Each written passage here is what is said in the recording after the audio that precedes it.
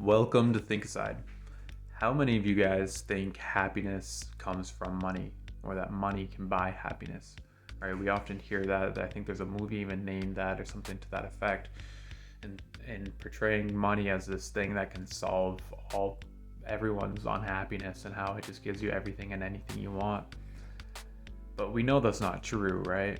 Every single one of us, we must have an inkling somewhere in us that tells us, that's life isn't money, right? Because if life was money, then wouldn't we just go do anything, literally anything we could to get it, right? But we don't. We have values, we have morals, we have guidelines or a code for ourselves that we decide what we can and can't do for that money.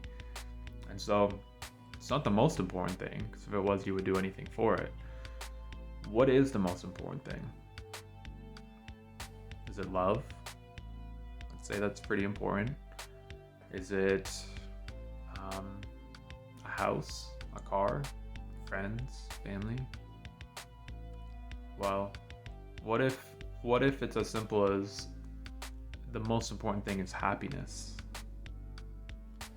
And I don't mean that as in the opposite of anger or sadness, because I think those are important as well. They teach us things just as happiness does. But I mean the kind of happiness that is contentness, satisfaction, a purpose in life, happiness. When you get up in the morning and you feel goodness, right? That's the kind of happiness that I'm talking about here.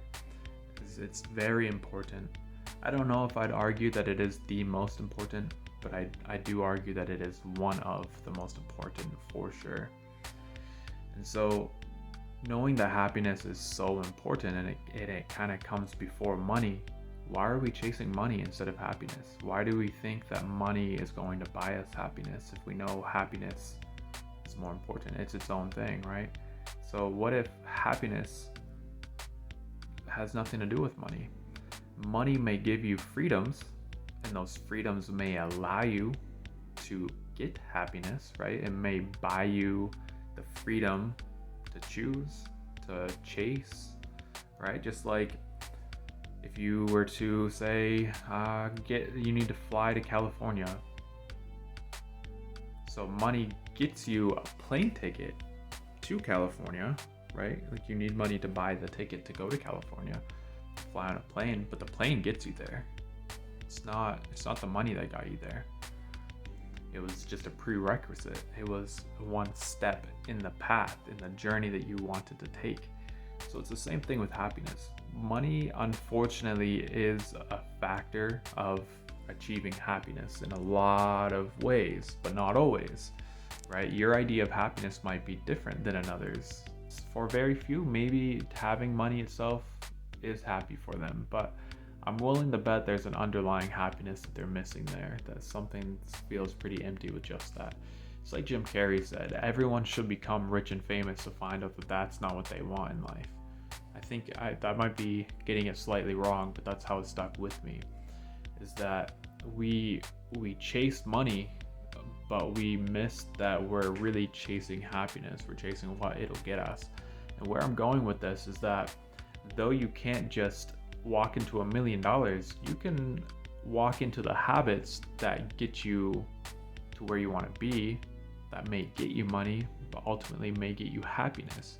Happiness isn't easy. It isn't something that we just are given, just like it isn't easy to get money. People would argue that, this method is easy and blah, blah, blah, but it isn't easy to obtain it, just as it isn't easy to get happiness. But it is easy to create the habits that obtain the things you want, happiness being one of them. It is hard work. Anything we want in life that is truly meaningful and beneficial to us are hard things. And so knowing that that's the case, knowing that it isn't easy to achieve happiness, just like it isn't easy to get money, why would we choose to go the hard path to get money first? Why sacrifice your happiness entirely for money, right? So what I wanted to argue here is that if we chase happiness first, if we if we find the things that make us happy, and then we find where we need money to progress that journey of happiness, then money will become a tool. It will be a thing that is there to provide for ourselves on the path to happiness, not on our path to make more of the very thing that we're using to get. Like it's not fulfilling. So knowing how important happiness is, I really do encourage that we take a moment to look at our lives and we consider that are we living our life for temporary happiness? Are we using money to buy us a little bit of happiness, thinking that it'll solve our problems? Or are we using money as a tool to give us everlasting happiness? We find happiness in progression. We find happiness in growing, in achieving things, in creating things. We're, as human creatures, that's one of our greatest gifts, is we can create. So it doesn't just mean create children either. It means we can create many things. I mean, look at the world around us. I'm willing to bet you're in a house right now. It's something we created. We created the idea of it. We improved that idea, and then we created ways to do it differently and better.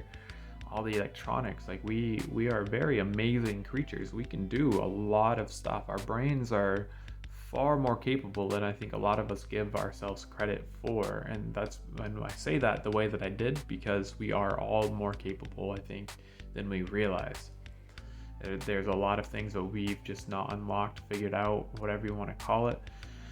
And that's part of life. That's part of the journey of happiness, is finding ways to grow, finding ways to see yourself, I was going to say achieve, but see yourselves in a different light than what you're used to get to a point where if you were to see yourself right now, say you saw your 10 year from now self, you would think that's not me, that's just a dream, right? Because that's how we see it as just now. Like if I were to think of myself in 10 years and think about the things that I want, and that the success I want to have achieved and the growth that I want to have done, I have a hard time allowing my mind to focus on it too long, because I very quickly shut it down, and that's a flaw in my part. That's something I'm working on.